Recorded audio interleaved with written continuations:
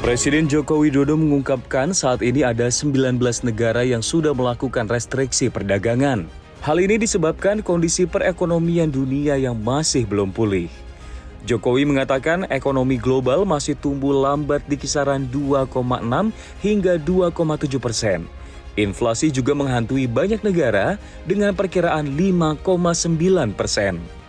Belum lagi perang dagang dan perang konvensional yang masih terus berlangsung yang membuat banyak negara melakukan restriksi perdagangan. Di sisi lain, Jokowi mengkhawatirkan sudah banyak negara yang khawatir terkait overproduksi di China. Negara-negara itu khawatir barang impor China membanjiri pasarnya. Sehingga menurut Jokowi, Indonesia memiliki penduduk terbesar keempat di dunia atau mencapai 280 juta jiwa harus melindungi pasar domestik. Presiden juga bicara mengenai peluang yang bisa didapatkan dari kondisi restriksi dagang. Sehingga ia berpesan cara pemasaran yang dilakukan harus dilakukan dengan cara yang tidak biasa supaya bisa memanfaatkan momentum mendorong pertumbuhan ekspor.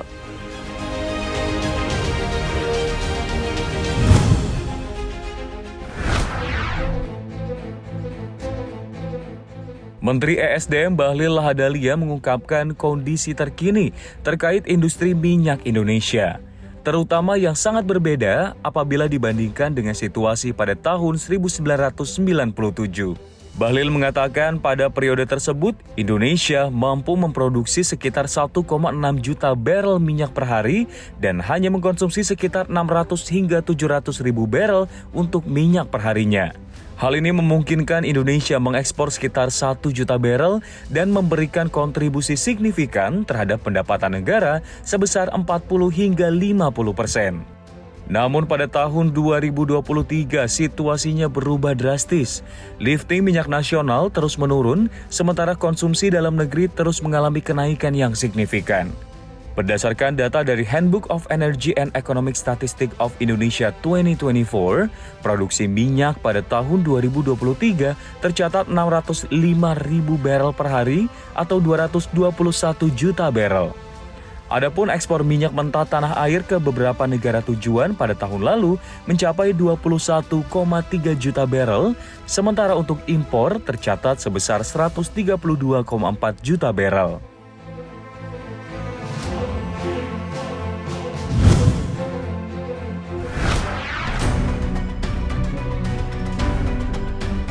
Asosiasi Industri Motor Listrik Indonesia atau AISMOLI meminta pemerintah untuk melanjutkan program subsidi motor listrik sebesar 7 juta rupiah per unit. Hal ini karena kebijakan ini terbukti mengerek penjualan motor listrik.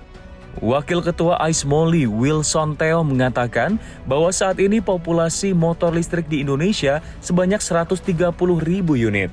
Jumlahnya meningkat cukup signifikan karena dibantu program subsidi 7 juta rupiah per unit sejak Maret 2023. Saat ini populasi sepeda motor listrik hanya 0,5% jika dibandingkan dengan sepeda motor konvensional di Indonesia yang jumlahnya 130 juta. Sehingga bagi industri sepeda motor listrik, bantuan subsidi pemerintah yang akan berakhir pada 2024 ini sangatlah diperlukan.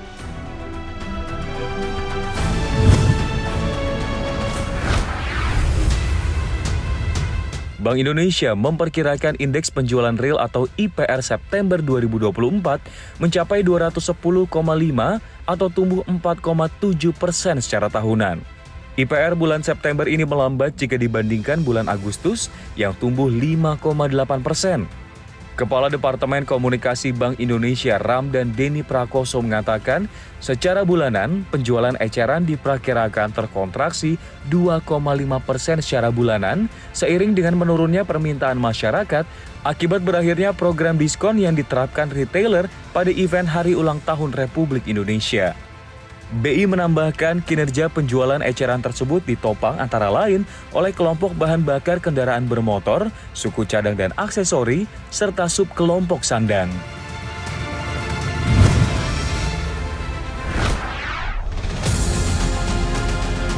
Munculnya badai Milton yang dahsyat yang akan menerjang Gulf Coast Florida telah menyebabkan lebih dari 1 juta orang mengungsi. Situasi ini kemudian memicu kemacetan parah hingga mengakibatkan krisis BBM di beberapa negara bagian yang terdampak.